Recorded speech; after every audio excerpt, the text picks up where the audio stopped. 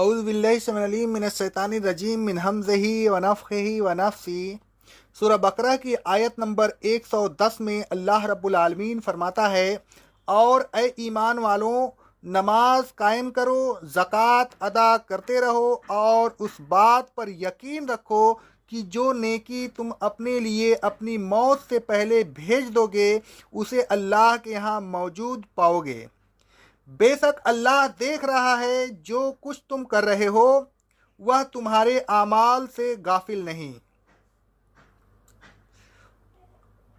اہل کتاب سے ہوشیار رہنے کی تلقین کرنے کے بعد اللہ تعالیٰ نے مومنین سے فرمایا، نماز قائم کرو اور زکوٰۃ ادا کرتے رہو۔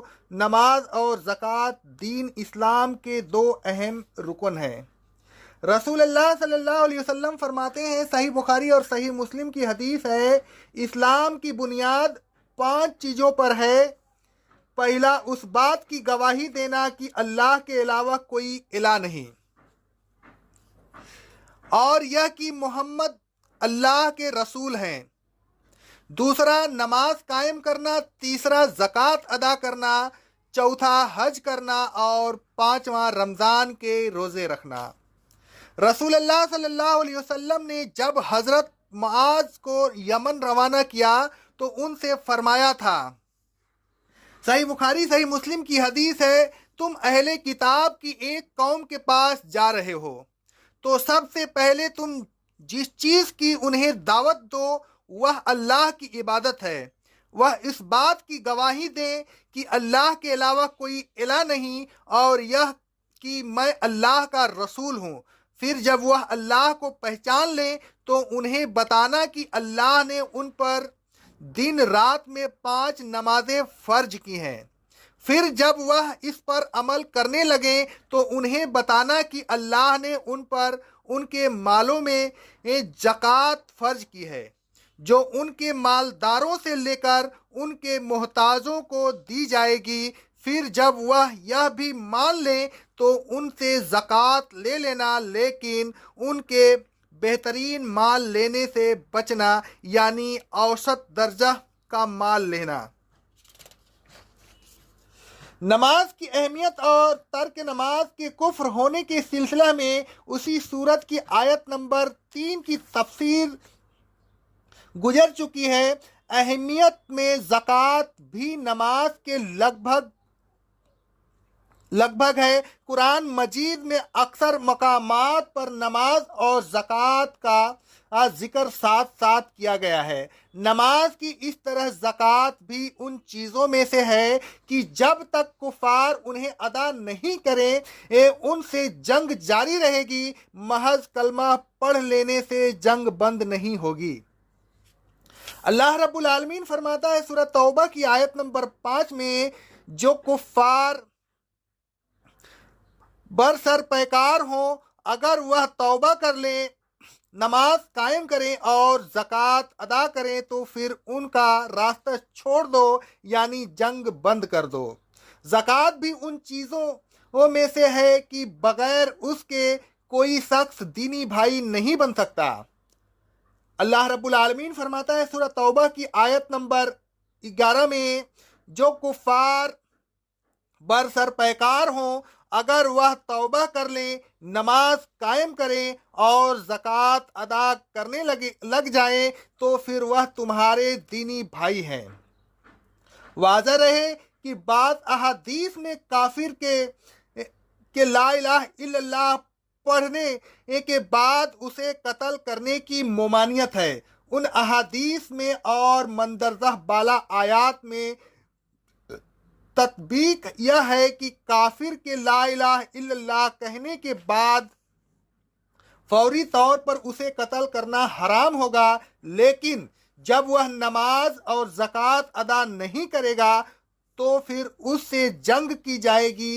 اس کی مزید تفصیل انشاءاللہ سورہ توبہ کی آیت نمبر 5 کی تفسیر میں بیان کی جائے گی۔ ایک شخص نے رسول اللہ صلی اللہ علیہ وسلم سے عرض کیا، صحیح بخاری اور صحیح مسلم کی حدیث ہے، مجھے ایسا عمل بتائیے جو مجھے جنت میں داخل کر دے۔ نبی صلی اللہ علیہ وسلم فرماتے ہیں اللہ کی عبادت کرو اور اس کے ساتھ ذرا سا بھی شرک نہ کرو، نماز قائم کرو، زکوٰۃ ادا کرو اور رشتہ کو ملاؤ، یعنی رشتہ دار کو منقطع نہ کرو۔ نماز اور زکوٰۃ کا حکم دینے کے بعد اللہ تعالیٰ نے دوسری نیکیوں کی طرف بھی رغبت دلائی۔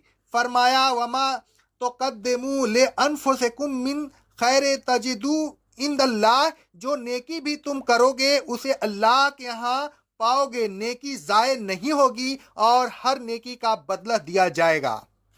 اللہ رب العالمین فرماتا ہے سورہ انبیاء کی آیت نمبر 47 میں، قیامت کے دن ہم انصاف کی ترازو میں قائم کریں گے، پھر کسی پر ذرا سا بھی ظلم نہیں ہوگا۔ اگر کسی نے رائی کے دانے کے برابر بھی نیکی یا بدی کی ہوگی، ہم اسے لے آئیں گے اور ترازو کے پلڑے میں رکھ دیں گے اور ہم حساب لینے کے لیے کافی ہیں۔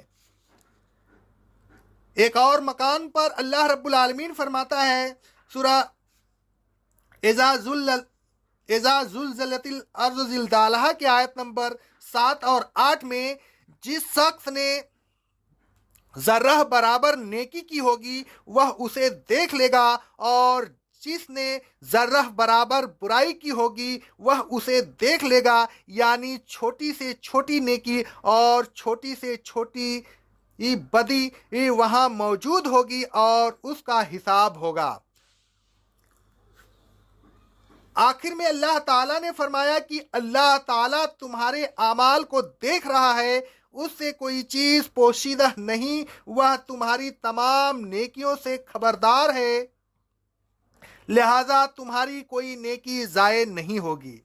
اے لوگوں، نماز پڑھتے رہیے اور پابندی سے پڑھتے رہیے۔ پابندی سے نماز پڑھنا بہت ضروری ہے۔ زکوٰۃ دیتے رہیے۔ مال کی محبت میں کہیں ایسا نہ ہو کہ آپ زکوٰۃ کی ادائیگی سے غفلت برتیں۔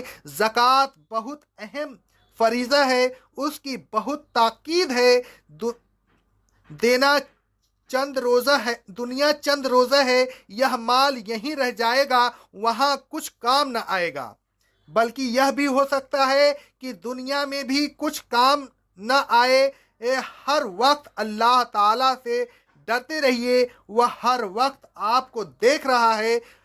اس کو خوش کرنے کی کوشش کیجئے، اس کے احکام کی تعمیل کیجئے، نیکیاں کرتے رہیے تاکہ آپ کی نیکیوں کا پلڑا جھک جائے اور آپ اللہ تعالیٰ کے عذاب سے بچ جائیں۔ اقول قولی ھذا استغفر اللہ استغفر اللہ استغفر اللہ۔